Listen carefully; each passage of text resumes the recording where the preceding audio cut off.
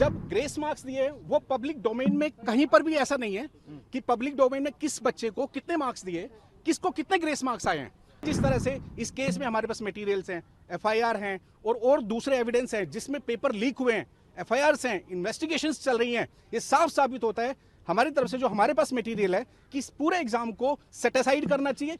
वो क्या हुआ जब 5 बच्चों के 720 एक ही क्लासरूम में सीरीज वाइज आ रहे हैं, वो मुद्दा कहाँ गया?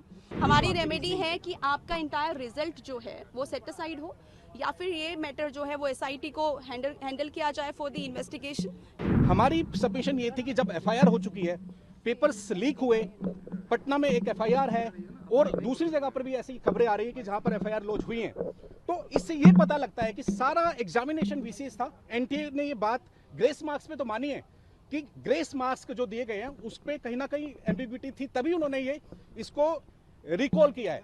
लेकिन मैंने आज अभी कोर्ट में ये आर्ग्यू किया, जज साहब को बताया कि जब ग्रेस मार्क्स दिए वो पब्लिक डोमेन में कहीं पर भी ऐसा नहीं है कि पब्लिक डोमेन में किस बच्चे को कितने मार्क्स दिए, किसको कितने ग्रेस मार्क्स आए हैं। तब कोर्ट की तरफ से अभी कोर्ट के अंदर जो एनटीए ने किया है, सिर्फ एनटीए की सबमिशंस हैं और उन्होंने ही अपनी तरफ से कोर्ट में सबमिशन दिए हैं कि जिसको ग्रेस मार्क्स दिए हैं वो दोबारा एग्जाम में अपीयर हो सकते हैं और 30 तारीख को रिजल्ट आएगा। लेकिन अभी कोर्ट की तरफ से कोई ऐसी डायरेक्शंस तो नहीं है। लेकिन मेरी सबमिशंस रिक्वेस्ट कोर्ट से ये थी कि जिस भी कैंडिडेट को, जिस भी बच्चे को ग्रेस मार्क्स दिए, ऐसा कुछ पब्लिक डोमेन में नहीं है। तो कोर्ट का यही ऑब्जर्वेशन था कि अभी आप एनटीए का रिप्लाई आना है, एनटीए के रिप्लाई आने के बाद में जो हमारी सबमिशंस हैं और इस केस को दोबारा से मेरिट्स पे जो 8 जुलाई को सुना जाएगा ये होगा। लेकिन जिस तरह से इस केस में हमारे पास मटेरियल्स हैं, एफआईआर हैं और दूसरे एविडेंस हैं जिसमें पेपर लीक हुए हैं, एफआईआर्स हैं, इन्वेस्टिगेशंस चल रही हैं, ये साफ साबित होता है हमारी तरफ से जो हमारे पास मटेरियल है कि इस पूरे एग्जाम को सेट असाइड करना चाहिए, रिकॉल करना चाहिए और ये दोबारा एग्जाम होना चाहिए। एक और मेजर पॉइंट यहाँ पे ये आता है कि हम सिर्फ उन्होंने जैसे बोला कि 1563 स्टूडेंट्स का हम रीनीट करा देंगे, उनका रिजल्ट डिक्लेयर कर देंगे। तो क्या 1563 स्टूडेंट्स का री एग्जाम करा के 23 लाख बच्चों को जस्टिस मिलने वाला है? Not at all. वो क्या हुआ जब 5 बच्चों के 720 एक ही क्लासरूम में सीरीज वाइज आ रहे हैं, वो मुद्दा कहाँ गया?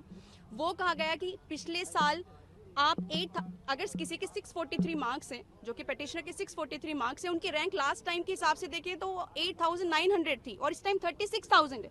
क्या इतना बड़ा डिफरेंस आ सकता है? क्या एक साल में इतने टॉपर्स हो सकते हैं इंडिया के अंदर? Not at all. रेमेडी क्या मांगी थी मैम? हमारी रेमेडी है कि आपका इंटायर रिजल्ट जो है वो सेट असाइड हो, या फिर ये मैटर जो है वो एसआईटी को हैंडल किया जाए फॉर द इन्वेस्टिगेशन। ये हमारी 2 मेजर प्रेयर्स हैं इसमें।